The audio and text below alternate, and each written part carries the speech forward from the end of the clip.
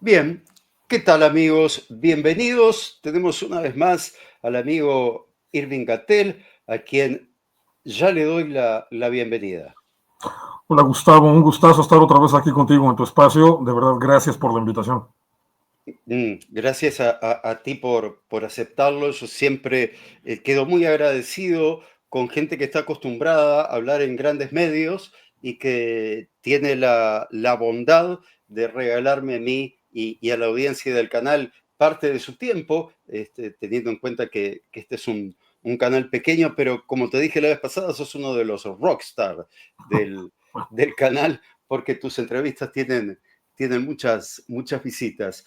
Eh, Ayer cuando le comentaba a mi esposa que hoy tenía la charla contigo, se puso a buscar en internet, a investigarte, y descubrimos un currículum bastante impresionante. Sí, no te hagas, no pongas cara de humilde, que no te queda bien. Uno está acostumbrado al Irving, digamos, politólogo, porque generalmente estás hablando de política, o de muy conocedor de lo que es la religión judía y nuestras costumbres. Pero también sos músico. Sí, sí, sí, sí. De hecho, esa fue mi carrera original. A eso quería dedicarme en alguna etapa de mi vida. ¿Y fracasaste o hubo No, otras mira, prioridades? fue la vida me fue modulando, ¿no? Mira, yo estudié clavecín, es decir, un instrumento antiguo, un instrumento del barroco, porque lo que siempre me ha fascinado a mí es la música antigua. Entonces, digamos que mi especialidad como músico, lo que yo estudié, digamos que es de Mozart para atrás. Ahora bien, curiosamente a mí lo que nunca se me antojó fue dedicarme a tocar. A mí lo que me encantó fue siempre la cuestión teórica. Entonces, mi trabajo más bien se encauzó hacia la academia.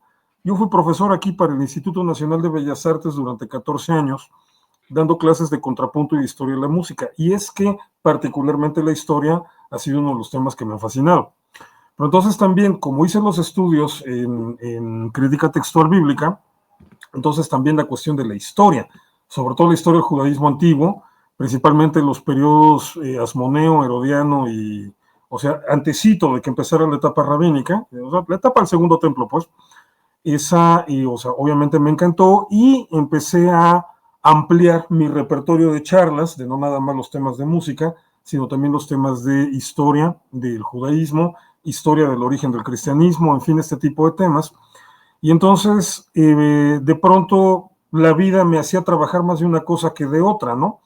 Lo que me vino a, digamos, a rematar en este sentido fueron dos cosas. Una, cuando empecé a colaborar con Enlace Judío hace ya 12 años, algo así, o 13 años, como que de pronto ya me surgió un trabajo constante sobre los temas de la historia y la cultura judía, ¿no? Y obviamente ahí es donde empezaba ya también a hacer análisis del conflicto en Medio Oriente. Y lo que me remató fue la pandemia, porque pues obviamente todos obligados a encerrarnos, o yo encontré un buen nicho de trabajo en las clases por internet, en el trabajo online, pero no eran de música, eran de temas específicos con historia y cultura judía, ¿no? O de la religión.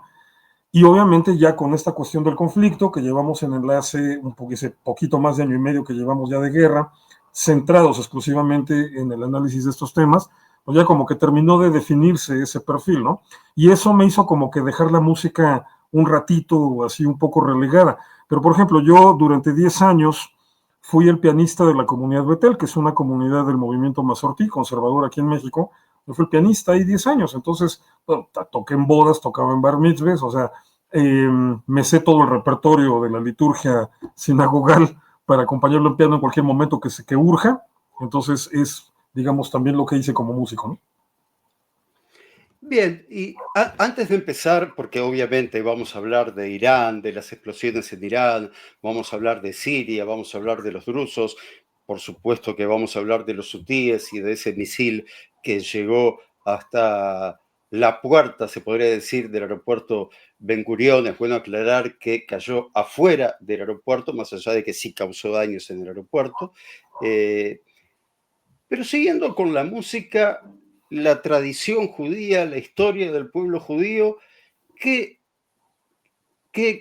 ¿cómo podemos asociar la música a nuestra a nuestras tradiciones, porque todos sabemos que hace miles de años los judíos salimos de Egipto y ¿qué canciones cantaban?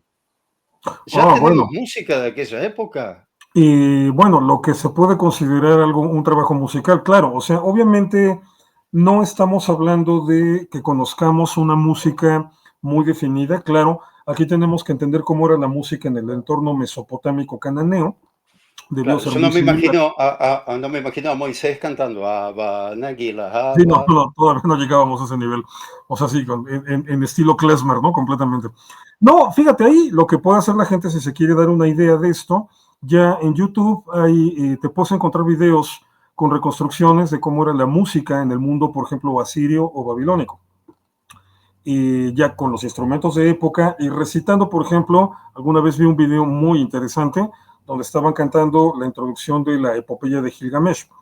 Ok, es obviamente una reconstrucción muy particular y que obviamente no refleja todo lo que debió ser el universo musical de la antigua Mesopotamia y Canaán, pero como son culturas muy similares, debió ser algo muy parecido.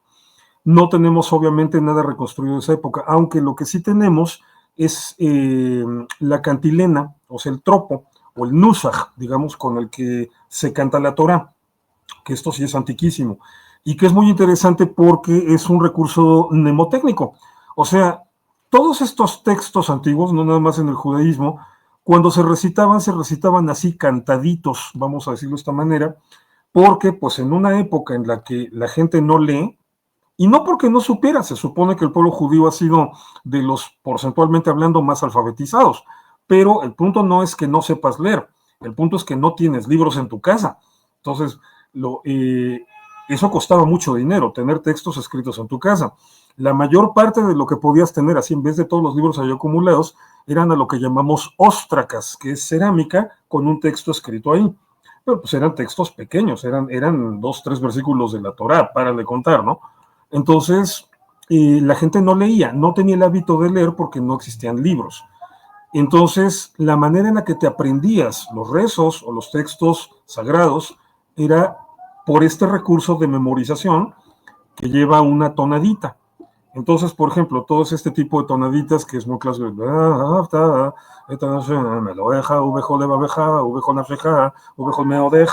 todo eso es precisamente para que se facilite la memorización y eso nos da una idea de cómo era parte de lo musical en ese judaísmo antiguo. Se escucha algo de fondo. No importa, no te preocupes, no te preocupes.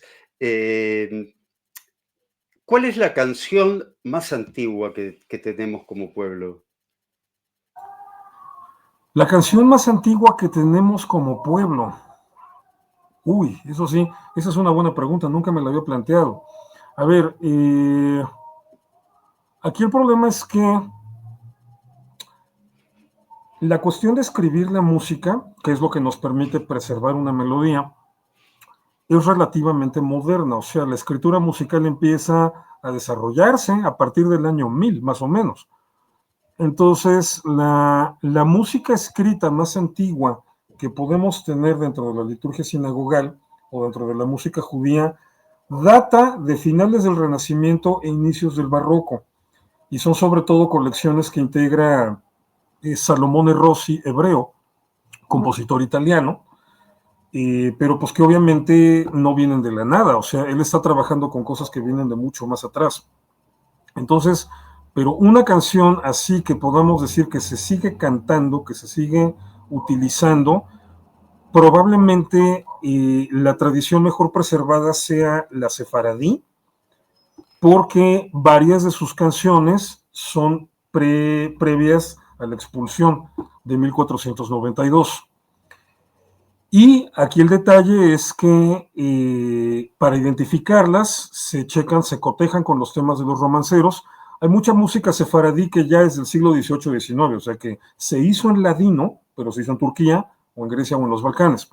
Pero cuando nos topamos con temas que son paralelos a los de los romanceros españoles, pues estamos ante cosas que muy factiblemente sí provienen de antes de 1492. Entonces, probablemente ahí es en donde tengamos los ejemplos de música que se ha preservado y se sigue cantando igual, y que serían canciones que no hablan de temas específicamente judíos, sino muy clásicas de los romanceros. Por ejemplo, a la una yo nací, a las dos me engrandecí, a las tres tomé un amante, a las cuatro me casé. Esto no es judío, judío, esto es como así, como caballeresco, ¿no? También la de tres hermanicas eran blanca de rosa y ramas de flor. Esta también es un cuento muy parecido al de Rapunzel, de hecho. Entonces, ahí sí estamos hablando de cosas que tienen unos que 6, 7 siglos de antigüedad probablemente. Y no sé si tengamos identificado, te digo, nunca me había planteado esa pregunta, la voy a investigar y para la próxima te la contesto bien, pero no tengo entendido que tengamos preservado con cierto nivel de fidelidad música más antigua que eso, fuera de lo que es la música de la liturgia. Porque como toda la liturgia, esta sí se basa en este tropo, en el nusach, con el que se lee la Torah, por ejemplo, pues obviamente ahí sí nos estamos remitiendo a tonadas de hace 2000, 3000 años. Pero bueno, no son canciones en el sentido que nosotros entendemos por canciones, ¿no? Y si te preguntara por un instrumento que podamos relacionar también con la historia del pueblo judío. Bueno, tenemos obviamente hay varios que están mencionados en los Teilim, en los Salmos. Ahí está la lira, por ejemplo, está el arpa. El arpa es un poco más grande, la lira es más manual. Básicamente es la misma estructura, ¿no? O sea, una base sobre la cual tensas las cuerdas. Obviamente los Teilim mencionan flautas, mencionan címbalos. Los címbalos deben entenderse en el sentido de platillos, ¿no? Para hacer así ruido, instrumentos de percusión. Y obviamente, de pronto en las versiones en español, traducciones en español, te ponen trompetas cuando en realidad lo que se refiere es a los shofarim. Y el shofar es, al final de cuentas, el instrumento judío por excelencia, sobre todo por lo que implica el tratamiento del cuerno una vez que ya se le retiró el animal, la forma de limpiarlo, la forma de prepararlo, para garantizar que sea kasher, y obviamente pues los diferentes tipos de shofarim que hay, porque los hay chiquitos, los hay chuecos, los hay grandes, los hay rectos, dependiendo del animal de donde viniera. Entonces, sí tenemos la mención de este tipo de instrumentos que son los de Medio Oriente antiguo, o sea, no hay ningún enigma, no hay nada especial en ello, pero el característico, el shofar. Bien, y con el shofar nos venimos al presente, que sigue siendo un presente que nos gustaría no haberlo vivido, porque vos hoy nombraste la cuarentena, el COVID, el tener que estar encerrado, y creo que hoy en día la mayoría, yo siempre digo, yo, no lo digo yo, uno en la vida tiene mojones. Vos de repente, claro, yo cuando era adolescente, mi vida se dividía antes y después de mi bar mitzvah. La tenía como un mojón y recordaba antes y después. Yo ya me casé de viejo, pero alguien que se casó a los 20 y poco, de repente maneja su vida antes y después de casarme, después antes y después de tener un hijo. ¿Me explico? Nosotros tenemos el antes y el después del COVID, pero también tenemos lamentablemente el antes y el después del 7 de octubre.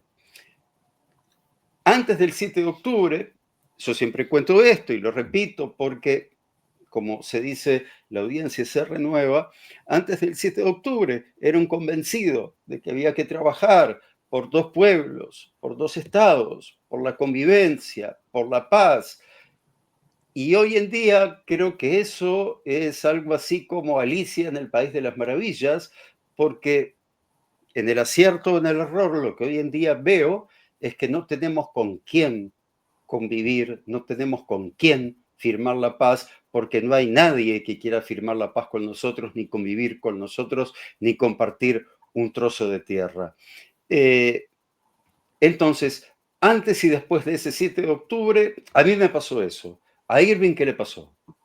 Algo muy parecido. Mira, yo era un poco más, ¿qué te diré? Un poco más pesimista con ese tema de la solución de dos estados, pero en principio partía de que es a donde había que llegar. Mi punto es que yo no daba por hecho que eso fuera viable en esta época. Yo te decía, la solución de dos estados, si bien nos va a poder ser implementable dentro de 20 o 30 años.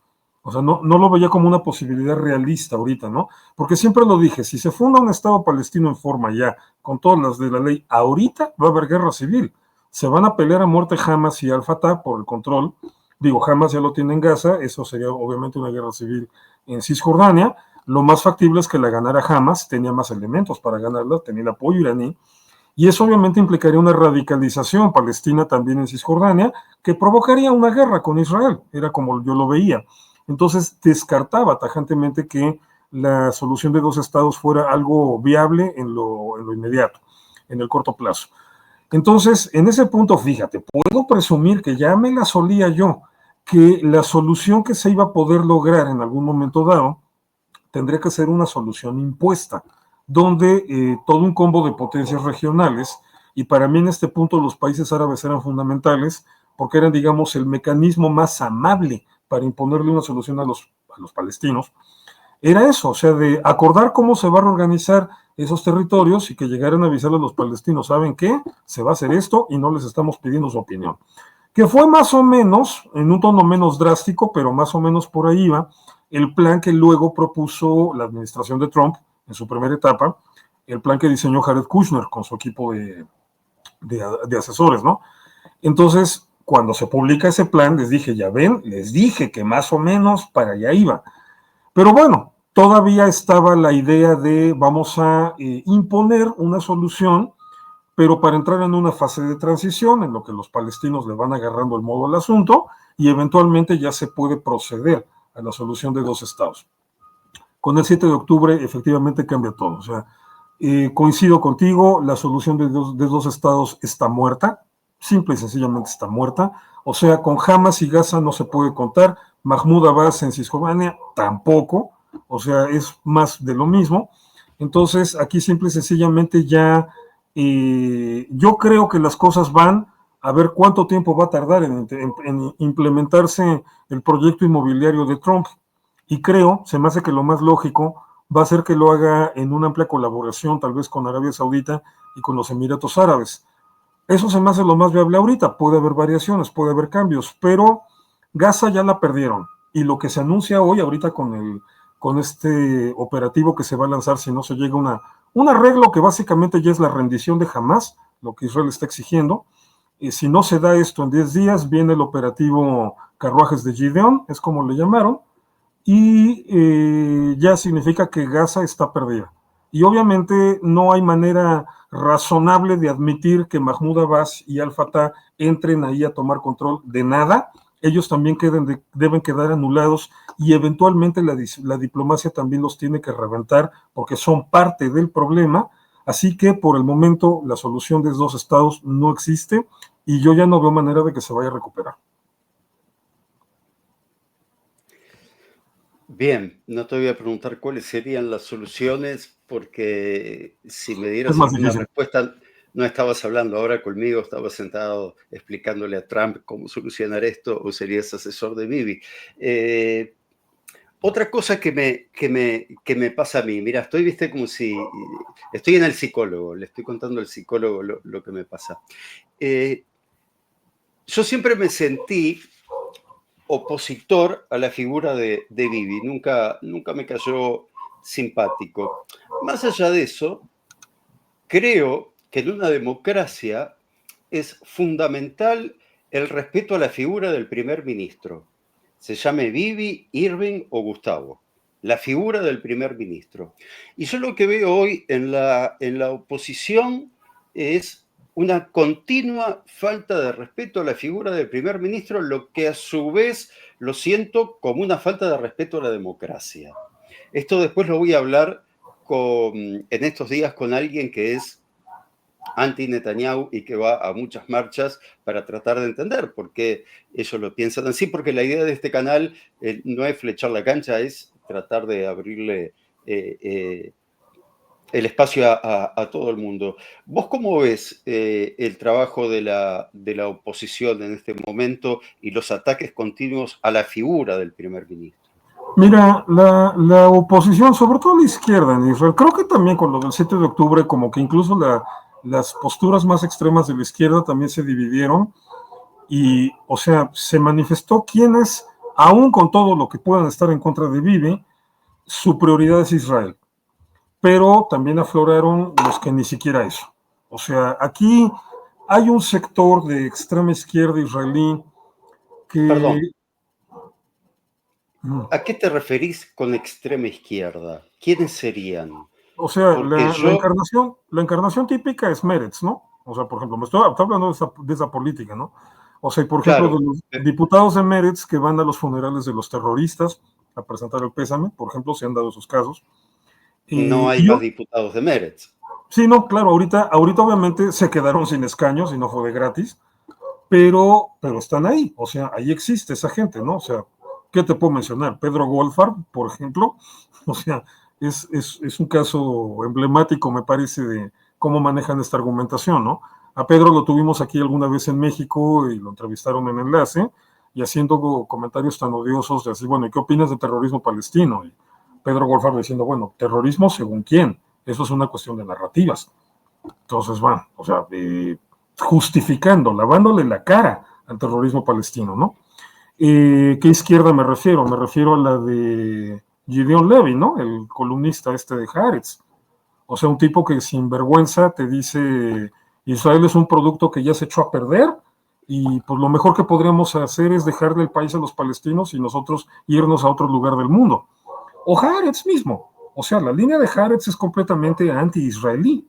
O sea, y es un periódico que ya casi no tiene lectores en Israel, pero que nada más sirve para justificar las posturas de la izquierda internacional anti-israelí. Y Entonces, acá te agrego, discúlpame que te vayas sí, interrumpiendo, pero te agrego en conversaciones con amigos de izquierda, porque siempre eso que está ahí arriba, eso me lo regalaron cuando a Yomer Atzair cumplió 60 años en Uruguay. Yo fui masquir de Yomer Atzair con 19 años. A Yomer Atzair, le cuento a la gente, es un movimiento juvenil de izquierda socialista, fundador de MAPAM. MAPAM en el año 48 tuvo el segundo lugar en las elecciones, fue el segundo partido más votado detrás de Ben Gurión. Con el tiempo fue un partido que fue perdiendo votos hasta que finalmente tuvo que asociarse con otros partidos hasta formar una coalición que se llama Meretz, que es la que nombraste tú hace poco, hace unos minutos. En las últimas elecciones, Meretz también se queda fuera del gobierno, o sea, continuamente se ha ido alejando de la gente, evidentemente, o si se quiere, la gente alejando de ellos. Y la vez pasada hablaba con un dirigente de MAPAM y me decía, evidentemente, no hemos sabido leer lo que la gente quiere hoy en día y seguimos pensando que estamos en los 60. Y digo, caramba, ¿qué es lo que falta para llegar para llegar al año 2025? ¿Cuándo va a pasar ese tren? Porque es tan difícil a veces darse cuenta que durante tantos años uno fue muy honesto con lo que dijo, pero estando tan equivocado. claro. Pero mira, déjame decirte una cosa, es que es un problema de la izquierda global. O sea, es un problema que, o sea, ahorita, Perdóname, y él lo que me decía es, yo no leo a Haaretz. Y yo le decía, pero ¿entendés que Haaretz es la Biblia del antisemitismo en la Golá, en el mundo fuera de Israel? Es la Biblia. Leen Haaretz para después decir, pero mirá, si los propios judíos lo están diciendo, así es. Pero mira, no necesita leer a Haaretz, el problema de la izquierda es otro. O sea, a ver, vamos a ser concretos en términos de evolución histórica del siglo XX. El marxismo como proyecto acabó, murió, se desmoronó en 1991, con la caída de la Unión Soviética. Eso deja huérfana a la izquierda y eso fue lo que provocó que pues, la gran mayoría de los izquierdistas se refugiaran en la filosofía posmoderna y en las nuevas reivindicaciones, así por la cuestión de reivindicaciones étnicas, entre comillas, como lo de los palestinos, o de la bandera lésbico, gay, LGBT y todo lo que le han puesto ahí demás, o Black Lives Matter, o este tipo de movimientos, ¿no? El ecologismo, a lo Greta Thunberg y todo aquello. Ahora bien, esto, los principales marxistas que se obstinan en seguir siendo marxistas todavía hoy, pero son durísimos criticando eso, porque dicen, eso no es izquierda. De hecho, todos esos movimientos van en contra de la naturaleza de la izquierda, pero bueno, ya casi nadie los pela, ya da igual, ¿no? Pero entonces, en donde se ha refugiado mucho la izquierda, y esto es un problema gravísimo para ellos, pero también los problemas que le causan a cualquier sociedad, esa es su superioridad moral. Entonces, el problema que tiene mucha izquierda es muy simple. Ok, pierdo elecciones, ya sea que me quede por ahí relegado, que de plano ni escaños gane, pierdo elecciones, pero no te voy a dejar gobernar. O sea, no me importa que una mayoría le haya dado el respaldo, el voto de confianza a un proyecto distinto al mío. A mí no me interesa respetar la voluntad de la mayoría. Te voy a estar friegue y friegue y friegue y te voy a intentar tirar 4 veces en juicios por corrupción, aunque los 3 anteriores no me hayan funcionado, lo voy a volver a intentar, porque aunque tú me ganas en las urnas y tienes más respaldo de la población, yo no te puedo dejar gobernar porque yo soy moralmente superior a ti. Entonces te voy a estar haciendo berrinches y te voy a estar haciendo bloqueos y te voy a estar saboteando para que hagas lo que yo, que no gane la elección, lo que yo quiero. Eso es la izquierda de hoy. Lamentablemente, en términos generales, y es muy raro encontrarte una izquierda más y comprometida digamos, con un proyecto de nación serio, pero eso es la izquierda, lamentablemente, en general. Entonces, estamos hablando de un talante absolutamente antidemocrático. O sea, cuando pierdas la elección, lo que te corresponde es ser oposición. O sea, criticar, cuestionar, ese es tu papel como oposición. Pero lo más absurdo que puedes hacer es decir, no te voy a dejar porque tú eres el malo y yo soy el bueno y la gente es tonta y vota por el malo. Entonces, no te voy a dejar gobernar, te voy a reventar para que la gente vote por mí. Eso es una postura, a mi juicio, es deleznable, o sea, es condenable por todos lados, pero es la postura desde la que se desenvuelve la izquierda. Y te digo, sí, tengo muy claro cómo en Israel se marca una diferencia. Tengo muchos amigos izquierdistas, votantes de Meretz, de hecho, pero que no están en esa postura. O sea, son izquierdistas que con todo lo anti-Netanyahu que son, ahorita en esta coyuntura, te dicen la prioridad es destruir a Hamas. O sea, la prioridad es ganar la guerra, punto. No estar haciéndonos, no estar peleándonos entre nosotros mismos. ¿Y no son los secuestrados? Bueno, ahí entras ese es un siguiente nivel y entras en otros matices, ¿no? Pero obviamente ahorita el tema de los secuestrados lo está manejando más la izquierda, que tiene más interés en derrotar a Netanyahu que en derrotar a Hamas. Es lo que han convertido en su bandera. Es el único lado por el cual creen que pueden todavía tener una iniciativa casi de nivel militar para tumbar al gobierno, ¿no? Y lo han intentado. Entonces, bueno, o sea, es un punto de vista. Tengo que diferenciar, obviamente, porque no puedo hablar a título de los familiares de los secuestrados. En primer lugar, que no estoy pasando por una situación remotamente similar, ¿no? Entonces, entiendo. Además, una cosa importante también para que la gente sepa es que no tienen una voz única. Hay familiares que piensan de una manera y hay familiares que piensan de otra. Exactamente. Entonces, obviamente no me voy a referir a ellos porque la situación, el estrés, el dolor en el que están viviendo, pues es algo que obviamente se sale completamente de mi posibilidad de juicio. Pero los que lucran políticamente con eso, los que se aprovechan de ellos, para intentar sacar, en México le llamamos la raja política, para echar adelante su agenda, eso sí me parece profundamente deleznable.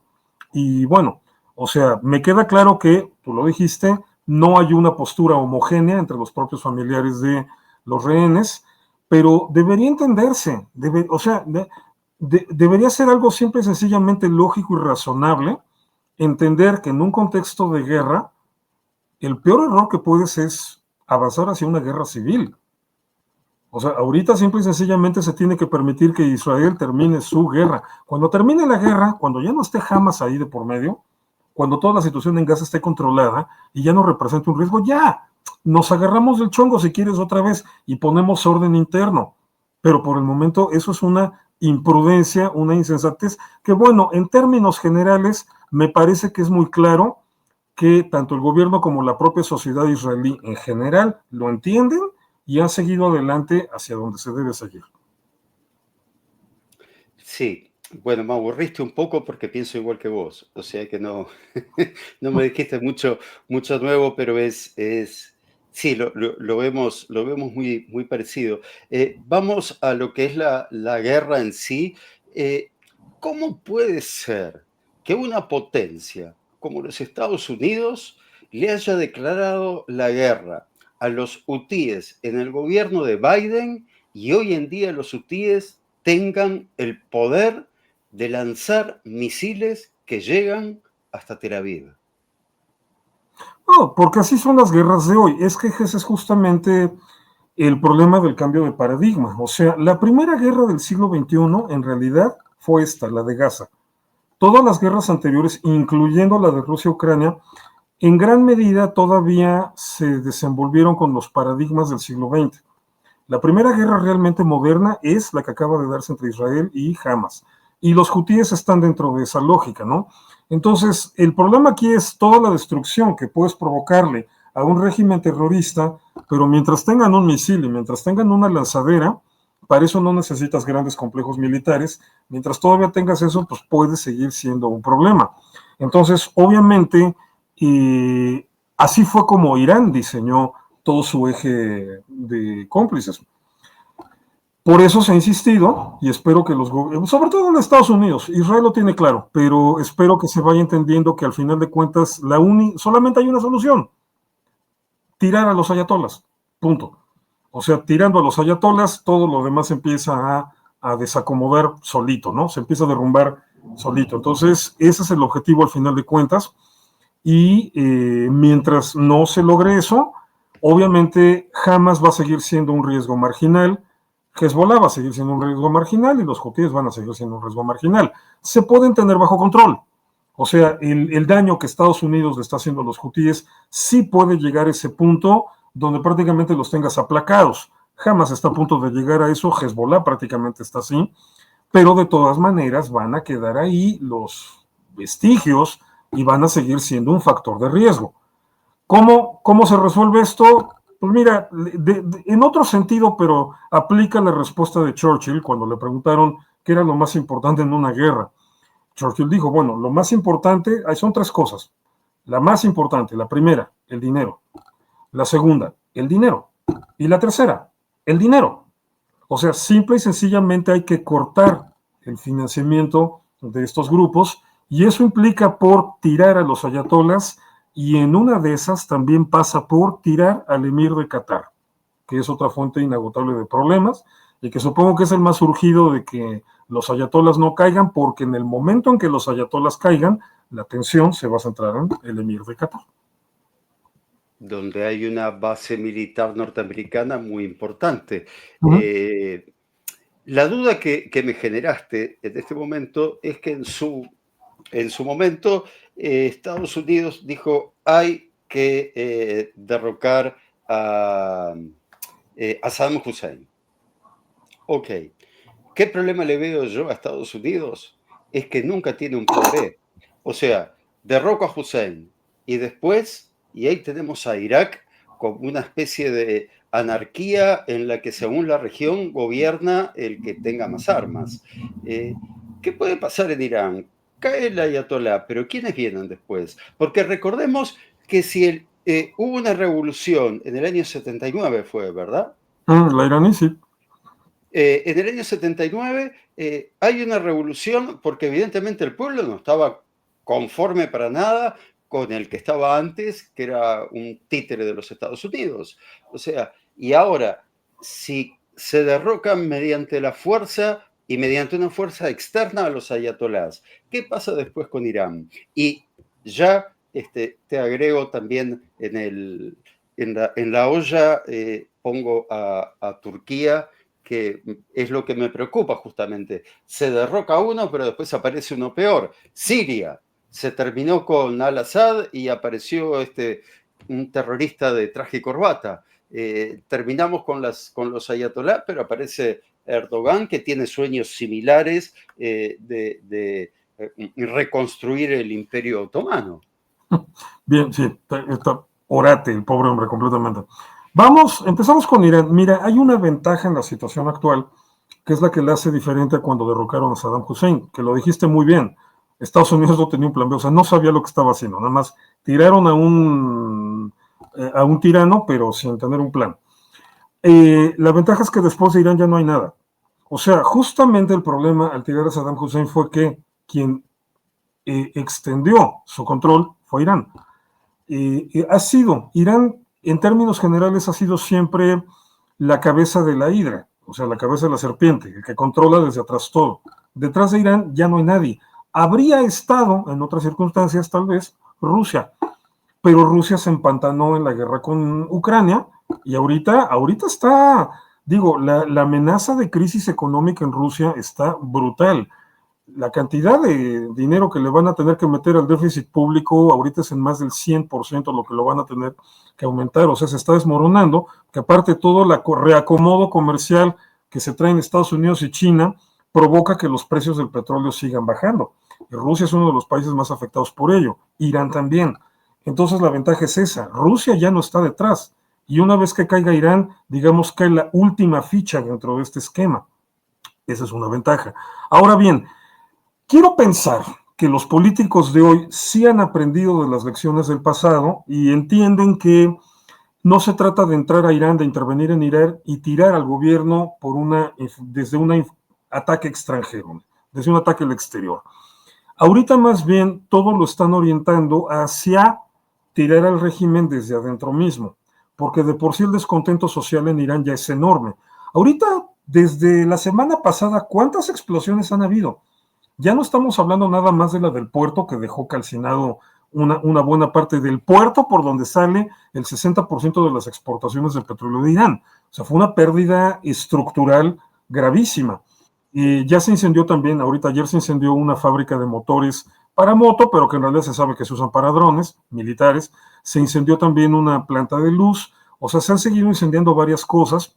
Entonces, ya muy probablemente estamos viendo casos de sabotaje y que son un reflejo del descontento social que se está dando en la pobre población iraní. Esa va a ser la mejor manera. Muchos accidentes seguidos para hacer Exactamente, sí, ya no es coincidencia. O sea, ya estamos hablando de la mejor manera de tirar la que lo tire. Ahora, ¿qué viene después? Mira, no sé, o sea, el liderazgo más consolidado que veo viene del extranjero y es, curiosamente, porque así es la gente, o sea, así son los pueblos, van y vienen de uno a otro. Entonces, ahorita el que se ha posicionado como el líder iraní más visible es el hijo del Shah, el Reza Pahlavi II, el hijo del que fue derrocado en el 79, ¿no? Ahora, una cosa me queda clara, fuera él o fuera otro, sí tengo la impresión de que un régimen alternativo, lo primero que haría para detener toda esta debacle sería ponerse en términos de firmar paz con Estados Unidos, con Israel y con Arabia Saudita, para ya no seguir con esta complicación. Y eso le daría otro toque al Medio Oriente, ¿no? Y entonces el problema principal se quedaría en Turquía. Siria no tanto, Siria se va a desmembrar, o sea, yo no veo manera de que Siria se mantenga como un territorio políticamente unificado. Los kurdos tienen ya un grado alto de autonomía, los drusos la están consiguiendo, y aparte están los grupos milicianos islamistas, los que están con Turquía y los que no. Entonces, Siria es un desastre, yo creo que se va a desmembrar.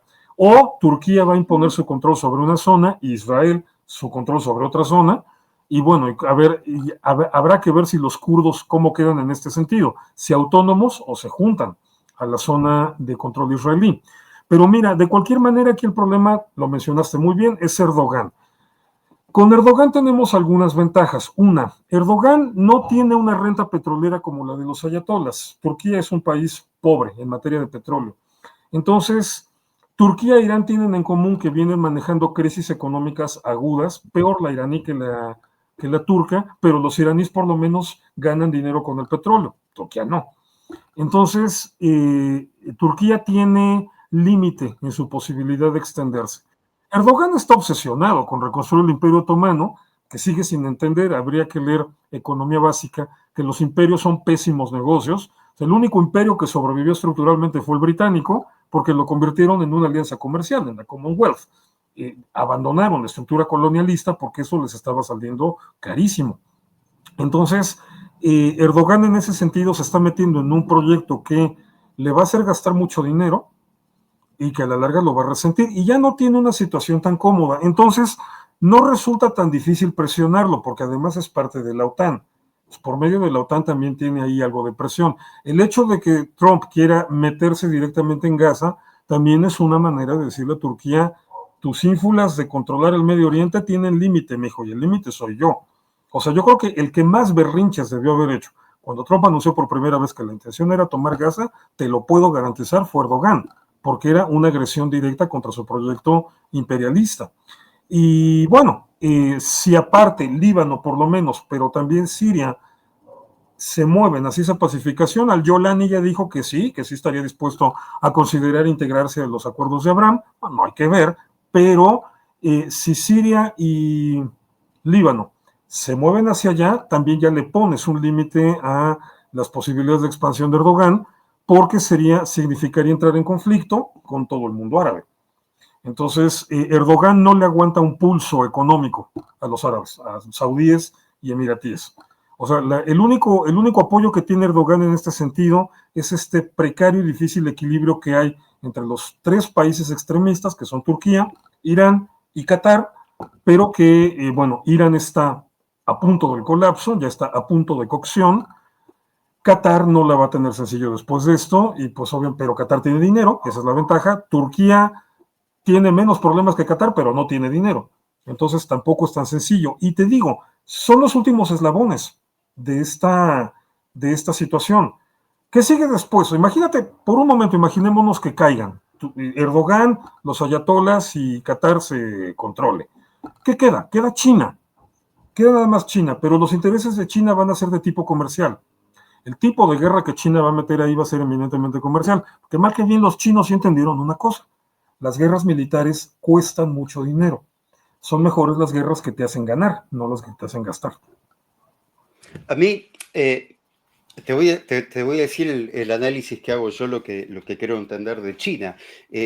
China necesita un Estados Unidos fuerte económicamente y Estados Unidos necesita de una China fuerte económicamente porque comercialmente son socios y necesitan uno del otro. De hecho, el tenedor de deuda más grande en el mundo de deuda norteamericana es China. Y si mañana a Estados Unidos le va mal, China lo que va a tener va a ser rollos y rollos de papel higiénico para meterse en el tujes que van a ser los papeles de deuda norteamericanos. Así que China necesita un Estados Unidos fuerte. Por ese lado no creo que China sea un problema, todo lo contrario. No, claro que es otro tipo de guerra, a eso me refería, claro. Claro. Y déjame te digo algo, déjate de los bonos o de los papeles esos, de los bonos de deuda. El mercado. China necesita el mercado estadounidense. ¿Por qué? Porque aunque el mercado estadounidense en cuanto a cantidad no es más grande que el de la Unión Europea, sí es más consistente, sí es más regular. Y aunque el mercado interno chino es 3 veces más grande que el mercado estadounidense, el mercado estadounidense tiene un nivel económico, un poder de adquisición que no tiene el chino. Entonces, China se puso así en un plan muy valentón ahorita contra Trump, decir, no, pues vamos a rematar las cosas, ¿no? Y a ver qué haces, ¿no? Sí, pero a China a la larga eso no le conviene. Si se ponen a rematar todas sus cosas, van a dejar de recibir un montón de dinero. Entonces, tú lo dijiste muy bien, estoy totalmente de acuerdo contigo, se necesitan y se van a arreglar. De hecho, ya está el proceso eso. Ya la retórica ya le bajó, ya están hablando de negociar, ya mutuamente dijeron, bueno, vamos a bajar aranceles, se van a arreglar, porque sí, Estados Unidos necesita de esa manufactura, de esa productividad barata, pero China necesita de ese mercado. Entonces, se van a arreglar. O sea, eso, una guerra entre ellos dos, me espanta 1000 veces menos que una guerra con Irán y con Rusia. Y bueno, no se diga que la Guerra Fría, ¿no? Creo que tú y yo somos hijos de todavía de aquella época, todavía Claro. pasamos, la época del Bar Mitzvah todavía era bajo la amenaza de una guerra nuclear, ¿no? Entonces, sabemos lo que es tenerle miedo a guerras de verdad. Sí, sí, en mi bar mitzvah existía la Unión Soviética, en la tuya evidentemente también. Eh, otro tema, volviendo un poquito, que me había quedado afuera dentro de lo que es la política israelí, son las declaraciones de Barak de hace unos días, donde prácticamente llamaba a una revolución para derrocar al primer ministro. En- en- yo creo que no conozco a fondo las leyes uruguayas, no soy abogado, pero yo creo que si alguien sale en Uruguay a decir en los medios, vamos a derrocar al presidente, inmediatamente la justicia actuaría. Tiene que ir a la cárcel, ¿sí? Pues sí, no entiendo por qué, no entiendo por qué nuestra obsesión como judíos de ser demasiado buenos, ya no te digo nada más buenos, demasiado buenos, excesivamente buenos, cuando no va al caso. O sea, Ehud Barak debería estar en la cárcel por esas declaraciones. Ehud Barak perdió el piso hace mucho, enloqueció a ese hombre, ¿eh? Lástima, digo, nunca fue el político de mis simpatías, pero creo que no estaba tan loco en el 99, ¿no? Cuando llegó a primer ministro. No, ahorita sí ya lo perdimos, ¿eh? Es un caso de psiquiátrico, Ehud Barak, o sea, lo que se nota en todo lo que hace y dice es un profundo resentimiento, pero bueno, o sea, hay cosas que no se le deberían tolerar, efectivamente. Y con respecto al gabinete de Netanyahu, eh, hay ministros que a veces se van también de Boca y hay dos que son los más famosos, uno es Ben Gvir, que cada vez que lo escucho hablar me da un poco de acidez, el otro es Smotrich. Cuando ellos se van de Boca, ¿por qué bueno, yo creo que sé por qué, pero bueno, ¿por qué Netanyahu nunca les dice, muchachos, vamos a bajar un cambio, vamos a bajar el tono, porque... Mira, no sé, honestamente, o sea, no sé qué pesa más en un momento dado. A ver, por una parte hay que tomar en cuenta que la idiosincrasia israelí, la idiosincrasia del Sabra, es muy rara, es única. O sea, y ya de por sí, cada grupo judío tiene como que su folclore, ¿no? O sea, los hasídicos son un universo por sí mismo, pero bueno, como que son muy conocidos, o sea, todo el mundo más o menos ya sabe de qué la giran. Más misteriosos, los yeques, ¿no? Los judíos alemanes, porque son pocos los que realmente han tenido tanto contacto con ellos, al ser un grupo más reducido, y se vuelven locos cuando se topan con el abuelo que quiere todo así preciso y en su horario, y si no, se enferma. Y eso ya de por sí lo veníamos arrastrando. Ahora, la idiosincrasia que va cuajando con el paso de las décadas en Israel es digamos, es un poco caótica, es bastante anarquista. O sea, el israelí tiene una personalidad muy sui generis. Obviamente eso no basta, eso no alcanza para explicar la complejidad de un problema político, ¿no? Pero sin duda pone a la gente de allá en una predisposición que de pronto quienes hemos crecido en América Latina nos cuesta trabajo entender. Y mira que América Latina, como decimos en México, no canta mal las rancheras, o sea, también tiene lo suyo. Pero ahora, hay una cuestión fundamental, o sea, básica. Netanyahu conserva este tipo de gente en el gabinete porque le funcionan, porque para la manera en la que él entiende sus objetivos, la forma en la que trabaja por lograrlos, le funcionan. Obviamente era distinto mientras estaba Biden en el poder, porque ahí tenía que negociar contra un contrapeso muy grave, muy fuerte y aparte agresivo, que era el de la administración de Joe Biden. Ahorita eso ya cambió con Donald Trump. Y ahorita sí te puedo decir que es un Netanyahu mucho más cómodo, más relajado, con mucha más libertad para echar adelante su agenda. Ya no nada más es libertad, también tiene apoyo. Entonces ahorita sí, la gente que soporte, que tolere, que conserve su gabinete, pues es simple y sencillamente porque le va a encontrar una cierta utilidad. Habría que investigar mucho eso, pero eso necesitarías toda una tropa de sociólogos, de antropólogos y de psicólogos, sobre todo para estudiar hasta qué punto Smotrich y Ben Gvir en un momento dado no son perfectos para generar estas válvulas de escape en el debate público. Y lo veo mucho por Trump. Trump es alguien a quien le encanta provocar debates absurdos, debates innecesarios. Ayer se acaba de sacar un 10 anunciando, me choca la industria del cine, aranceles del 100% para todas las películas que no sean esto. Es Es una tontería total, pero tienes a todo mundo hablando de esa tontería total. Y mientras tengas a todo mundo hablando de ese tipo de cosas, Trump puede dedicarse a las que realmente le interesan sin que la prensa esté atendiendo esos temas. A mí no me sorprendería nada que también Netanyahu supiera aprovechar este tipo de cosas, o sea, tener a Smotrich y a Ben-Gvir, dos tipos que no les tienes que dar órdenes, ni instrucciones, ni ideas para que digan algo que ponga a todo mundo de cabeza. O sea, ellos solitos se empinan, ellos solitos lo provocan. Pero eso tiene una ventaja también en el debate público. Tienes a todo el mundo hablando de eso y puedes moverte en otros territorios con un poco menos de reflectores. No sé, o sea, si nos podemos analizar todas las aristas que tiene esto, pues al final de cuentas nos enfrentamos a un panorama muy difícil de encuadrar en una definición, en un cuadro sinóptico, en un párrafo, y bueno, pues obviamente nada más nos queda especular.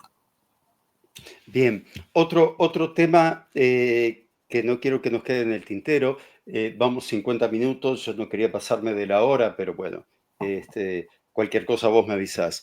Sí, no te preocupes. Bien, los incendios. Los incendios está comprobado de que han sido provocados, o sea, los incendios son ataques terroristas. Siempre la comunidad internacional, que nunca he logrado entender quién es la comunidad internacional, porque parece que fuera una persona, pero la comunidad internacional continuamente le exige a Israel tener reacciones proporcionadas a la hora de responder a un ataque. Reaccionen de forma proporcional. Entonces yo el otro día me preguntaba, ¿sería proporcional prender fuego Cisjordania?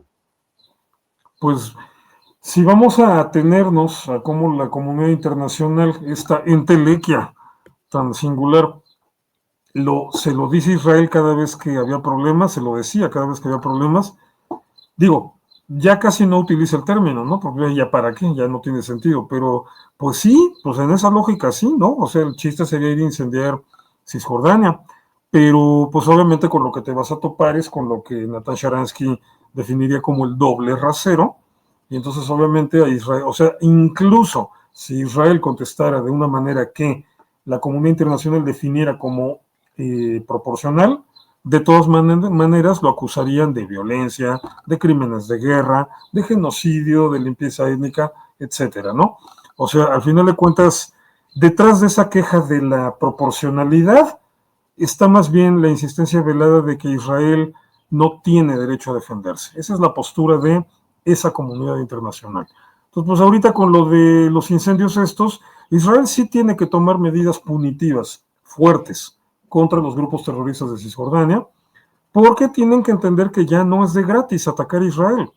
O sea, lo siento. Y bueno, creo que en términos generales se está haciendo. Mira, no se me había ocurrido asociar las cosas, pero igual por ahí va. O sea, ¿para qué quieres a todo mundo hablando de las insensateces que de repente salen a Smotrich o a Ben-Gvir? Para no hablar de las represalias que se toman contra los grupos terroristas en Cisjordania. Por ejemplo, ¿no? Podría ser. Pero bueno, de que se les tiene que poner un alto, se les tiene que poner un alto. De que se les tiene que acorralar para que entiendan que tampoco allí se va a fundar un Estado palestino, también, ni modo. Han demostrado con creces que no merecen tener un Estado, que no están en condiciones de tener un Estado. Ya es hora de que lo empiecen a asimilar. Sí, creo que no es que no merecen, simplemente no lo quieren. Bueno, no lo quieren y no sabrían qué hacer con él, aparte. Aclaro que no estoy en absoluto de acuerdo en prender fuego todo No, Cisjordania, claro, sí, simplemente, estamos de acuerdo ahí, sí, obviamente, sí. No, o sea, ¿para qué? simplemente voy al razonamiento que hace esa comunidad Esa comunidad, internacional. sí. O sea, prenderle fuego no tiene sentido. O sea, si vas a tomar una medida de represalia contra un enemigo que te está agrediendo por atentados terroristas, pues es para pegarle en serio. O sea, los incendios serían un problema, digamos, logístico. No, no, no, es para pegarles en serio. Bien, eh, para ir saliendo un poco, lo último de la parte política y de guerra. eh, ¿Cuánto falta para que Trump deje de jugar Acá en Uruguay, viste que el fútbol es respiramos fútbol. Y siempre en el barrio, en la calle, aparece uno que es el dueño de la pelota. Entonces se juega generalmente de acuerdo a las reglas de él, porque si él se enoja, agarra la pelota, se va y todo el mundo se queda sin jugar al fútbol y se va con un berrinche. Eh, yo siempre a Trump como que hago una caricatura de él de esa manera, ¿no? Si no jugamos como yo digo, me enojo y me voy, me llevo la pelota. Y yo creo que Trump debió de cumplir con sus promesas preelectorales, y si hubiera cumplido con esas promesas, hoy en día ya se hubiera realizado ese ataque a la infraestructura atómica de Irán. ¿Por qué Trump sigue demorando ese ataque con conversaciones que sabemos que son inútiles? Bueno, yo principalmente veo dos razones. Una, porque mira, en todo caso, la guerra con Irán me parece inevitable, pero cuando esta se dé, Irán sí tiene una capacidad de ataque importante a las bases militares que están en la zona. Entonces, obviamente, sí se requiere de un reforzamiento fuerte de las cuestiones de seguridad. De hecho, ya en este punto, porque en México decimos que no es lo mismo ser borracho que cantinero, o sea, que la cantina es como el bar, ¿no? El equivalente a la tasca o al boliche, ¿no? Eso sería, no sé en Uruguay cómo manejan los términos, pero en Argentina eso es muy típico, ¿no? Lo de los boliches, eso es lo que para nosotros es una cantina. Bueno, no ser lo mismo ser el borracho que el que está ya sirviendo, ¿no? Ya en el poder, o sea, Trump sí se tiene que enfrentar a la realidad de que en caso de una guerra ya abierta con Irán, Estados Unidos va a sufrir pérdidas fuertes. Que Irán no tiene mucho poder militar, se calcula que tiene alrededor de unos 2.000 misiles, pero pues son suficientes. Mira, con que de los 2.000, un 10%, no, ni siquiera creo que llegue a eso. Tal vez 60 tuvieran cierto éxito en los destrozos que pudieran provocar en la región y otros pocos en Israel. Para Estados Unidos es mucho lío eso, entonces está intentando evitarlo o preparándose para minimizar el impacto de eso lo más posible. Ahora, hay otra razón, que es la misma, pero trasladada a la situación interna de Estados Unidos. O sea, toda la infiltración del narco, de los grupos del narco mexicanos y toda la infiltración del Tren de Aragua en Estados Unidos siempre tuvo como objetivo precisamente convertirse en un potencial riesgo de guerra civil o de algo parecido a una guerra civil en regiones importantes y cruciales de estados como Texas, como California, como Florida, etcétera. O sea, de estados económicamente importantes. Entonces también, antes de que Estados Unidos se lance a una guerra abierta con Irán, tiene que estar seguro de que puede controlar toda la red que Irán fue tejiendo por medio de Hezbollah y por medio de Venezuela y por medio de los grupos de narcomexicanos y toda la red que fue tejiendo, que también puede ser un factor de riesgo de seguridad nacional gravísimo, probablemente más grave que el otro. Entonces, a mí me queda claro que Estados Unidos se va a ir lento con esto porque solamente hasta que se sientan seguros de que pueden controlarlo todo, van a proceder. O sea, estas cosas lamentablemente no son sencillas. O sea, uno quisiera ver más rapidez en esto, ¿no? Pero son difíciles, son complejas. Entonces, primero tienes que tener bien amarradas tus navajas. Esta es una expresión que en México utilizamos de las peleas de gallos, así para, les amarran navajas en el espolón, navajas de las de rasurar, tipo Gillette, ¿no? De esas navajas en los espolones, para que a la hora de estarse pegando ahí aparte también se corten. Entonces, por eso esa expresión de primero hay que amarrar las navajas y ya luego te lanzas al pleito. Eso es lo que está pasando ahí. ¿Ya sos abuelo? Casi 2, 3 semanas, o 1, 2 semanas, algo así. Entonces, ahí es por la situación como se ha dado el desarrollo, el embarazo de mi hija va muy bien, pero el médico es el que le va a decir, vamos a inducir el parto tal día, entonces depende un poco de la decisión del médico, por si ya estamos ahí casi. ¿Ya hay nombre? Bueno, sí, ya sabemos que va a ser niña, el nombre el básico. Todavía se discuten los nombres los nombres que van a acompañar, pero Abigail. Viene una Abigail en camino. Muy bien. Ya vas a tener otro mojón en tu vida antes y después de ser abuelo para ir marcando los diferentes acontecimientos de tu vida. Irving, te agradezco muchísimo. Como siempre te digo, me quedo esperando la próxima. Seguro que sí. Gustavo, un gustazo, gracias por la invitación. Y sí, pues ya luego nos organizamos y la armamos. Probablemente para entonces ya haya yo ascendido en el escalafón social. Entonces ya. Ya vas a estar del otro lado del mojón. Te Exactamente. mando un abrazo gigantesco y como todos los videos de este canal finalizan igual, lo vamos a finalizar diciendo Am Israel Chai. Hi.